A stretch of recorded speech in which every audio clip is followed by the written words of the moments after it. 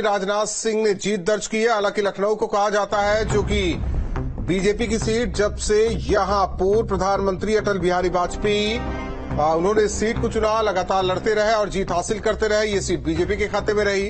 राजनाथ सिंह दूसरी बार यहां से बीजेपी के टिकट पर चुनाव जीते। हालांकि रक्षा मंत्री केंद्र में उन्हें एक बार फिर से 24 के चुनाव में उतारा गया, उन्होंने जीत हासिल की है। तो लखनऊ से बीजेपी प्रत्याशी राजनाथ सिंह जीत गए हैं। देखिए, ये भी हाई प्रोफाइल सीट है जिस पर सबकी नजरें थी।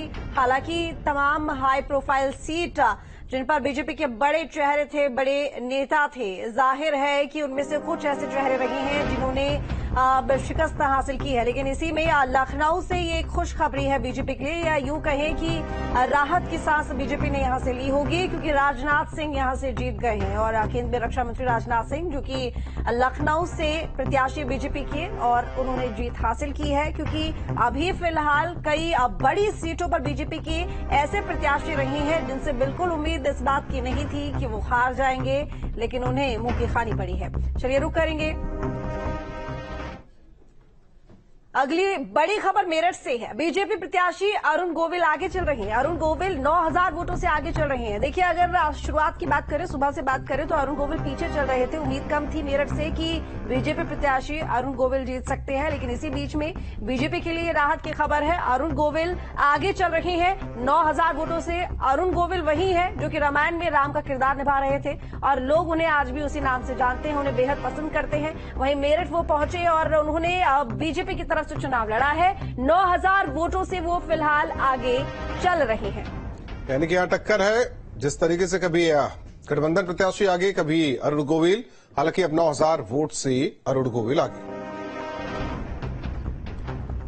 और हमारे साथ मेहमान जुड़े हैं पल्लवी जी, जो कि बीजेपी नेता प्रवक्ता, धर्मेंद्र जी समाजवादी पार्टी के नेता प्रवक्ता। पल्लवी जी, दो लड़के तो कमाल कर गए उत्तर प्रदेश में।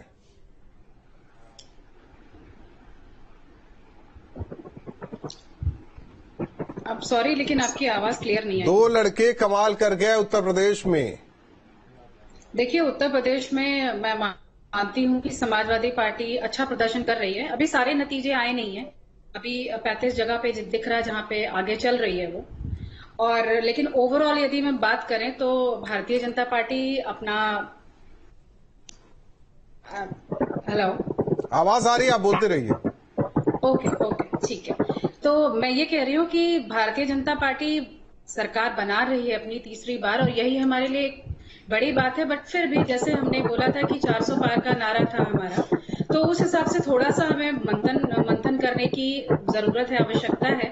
तो बिल्कुल देखा जाएगा कि किस वजह से सीटें कम आई हैं। और उत्तर प्रदेश में समाजवादी पार्टी ने अच्छा प्रदर्शन किया है, मैं बिल्कुल कहना चाहूंगी। लेकिन कांग्रेस को यदि आप देखोगे तो अपने बलबूते पे वो सिर्फ 2 सीटें हैं उनकी, अमेठी और रायबरेली। बाकी यदि किसी जगह पर जो कांग्रेस बढ़त बना के रखी हुई है, वो उसका रीजन सिर्फ इनका गठबंधन है। तो उसमें भी